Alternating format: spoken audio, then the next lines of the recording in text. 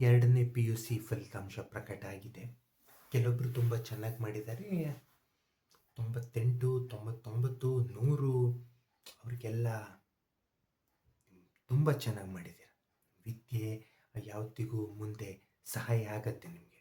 ಆದರೆ ಏನು ಕೇಳಿದ್ರೆ ಕೆಲವರು ಅಷ್ಟೊಂದು ಚೆನ್ನಾಗಿ ಮಾಡಿಲ್ಲ ಈಗ. ಬಟ್ ಜೀವನ ಇಲ್ಲಿಗೆ ಮುಗಿಲಿಲ್ಲ. ನಿಮಗೆ ಮುಂದೆ ಕೂಡ ಅವಕಾಶಗಳಿವೆ. ಮುಂದೆ ಚೆನ್ನಾಗಿ ಮಾಡ್ತೀರಾ ನೀವು.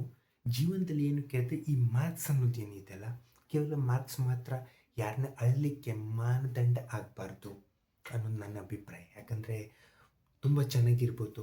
ಕೆಲವು ಜನ ಇಂಟರ್ವ್ಯೂ ಫೇಸ್ ಮಾಡಲಿಕ್ಕೆ ಒದ್ದಾಡ್ತಾರೆ, ನಾವು ನೋಡಿದ್ದೀವಿ. ಕೆಲವು ಜನರು ತುಂಬ ಚೆನ್ನಾಗಿರ್ತಾರೆ, ಬಟ್ ಅವರು ವಿದ್ಯೆಯಲ್ಲಿ ಅಷ್ಟೊಂದು ಕಾಸಿರಲ್ಲ. ಹೀಗಾಗಿ ಜೀವನ ಅನ್ನೋದೇ ಒಂಥರ ಬ್ಯಾಲೆನ್ಸ್ ಇದ್ದಂಗೆ. ಆ ಕಡೆ ಈ ಕಡೆ ಎಲ್ಲ ನಾವು ಕಲಿತೀವಿ.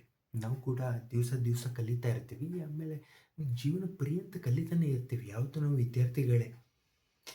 ಕೆಲವೊಬ್ಬರಿಗೆ ಅನುಭವ ಹೆಚ್ಚಿಗೆ ಇರ್ತದೆ, ಕೆಲವೊಬ್ಬರಿಗೆ ಕಡಿಮೆ ಅಷ್ಟೇ. ಸೊ ಏನು ನೀವು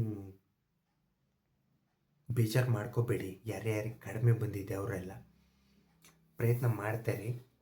ಕೇವಲ ಮಾರ್ಕ್ಸ್ ಮಾತ್ರ ಮಾನದಂಡ ಅಲ್ಲ. ನೀವು ಸತ್ಯನ ಯಾವತ್ತೂ ಹಿಡ್ಕೊಂಡು ಹೋಗ್ರಿ, ನಿಮಗೆ ಒಳ್ಳೆಯದೇ ಆಗತ್ತೆ. ಅದನ್ನ ಫಾಲೋ ಮಾಡ್ತಾಯಿರಿ. ಯಾವತ್ತೂ ಯಾರ್ದು ಆಮಿಷಕ್ಕೆ ಒಳಗಾಗಿ ನೀವು ಮಾರ್ಕೊಡೋದು ಅದೆಲ್ಲ ಮಾಡಲಿಕ್ಕೆ ಹೋಗಬೇಡಿ. ಒಳ್ಳೆಯದಾಗಲಿ. ನಿಮ್ಮ ಭವಿಷ್ಯ ಉಜ್ವಲವಾಗಿರಲಿ ಅಂತಲೇ ಹೇಳ್ತೀನಿ.